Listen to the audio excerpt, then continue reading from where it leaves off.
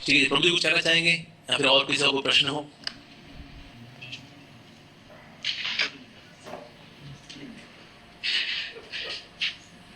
हरे कृष्णा, बहुत बहुत धन्यवाद।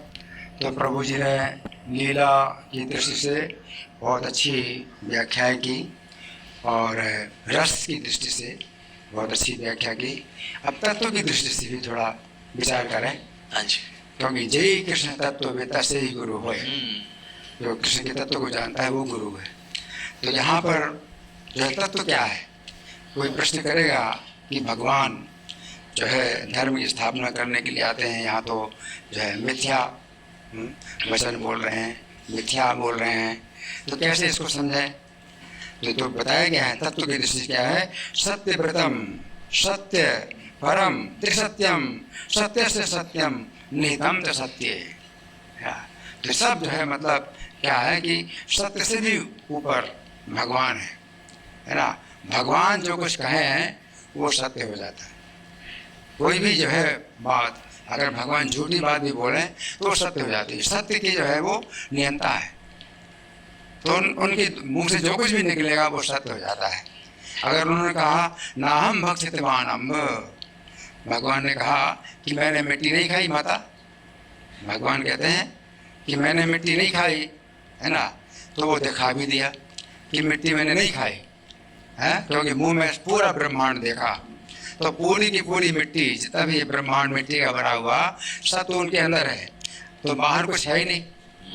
जब कुछ बाहर है नहीं तो कहाँ कैसे खा सकते हैं? जो कुछ भी है सब उसके अंदर ही है ना। तो ये बताया, तो उन्होंने मुख में खोल के दिखाया। तो ये सत्य मतलब भगवान चोरी करते हैं, अगर कोई वही चोरी करते हैं भगवान, है ना, तो चोरी कर ही नहीं सकते भगवान, क्योंकि सब कुछ उन्हीं का है। जो कुछ भी है सब उनका ही है ना। तो चोरी कर नहीं सकते।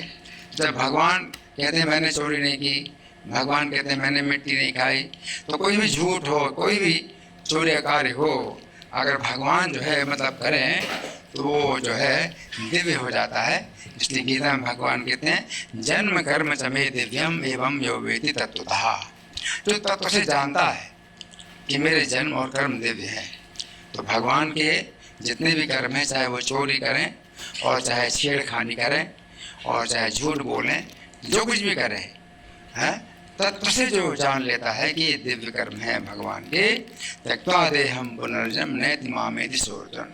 तो देह त्यागने के बाद वो मेरे ध्यान में आता है और वापस नहीं आता है, इस भौतिक संसार में नहीं आता है।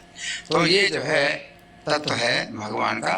तो 9 स्कंद तक जो है श्रीमद् भागवत के जो 9 स्कंद तक हैं, तो वो हमें जो है इस मुक्ति के धरातल पर लाते हैं कि हम इस भौतिक अज्ञान से मुक्त हो जाएं और देहात्म बुद्धि से मुक्त हो जाएं, और फिर 10वें स्कंद में हम भगवान की लीलाओं का जो है आनंद लें।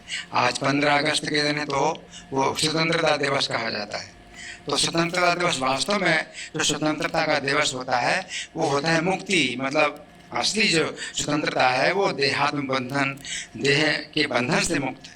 तो जब कोई व्यक्ति जीवन मुक्त हो जाए तब वहीं भगवान की लीलाओं का आनंद ले सकता है। तो अगले दिन जन्माष्टमी है, आज मुक्ति का दिवस, स्वतंत्र दिवस। तो 9 स्कंद भागवत की जो है ये होते हैं कि जब आप मुक्त हो जाते हैं, जीवन मुक्त हो जाते हैं, जो है देह बंधन से मुक्त हो जाते हैं, तब आप जो है क्या कृष्ण की भक्ति का रस प्राप्त करते हैं। तो अगले दिन जो जन्माष्टमी का दिन होगा वो भगवान की लीलाओं का आस्वादन करने का दिवस होगा, और आज है मुक्ति का दिवस। हरि बोल।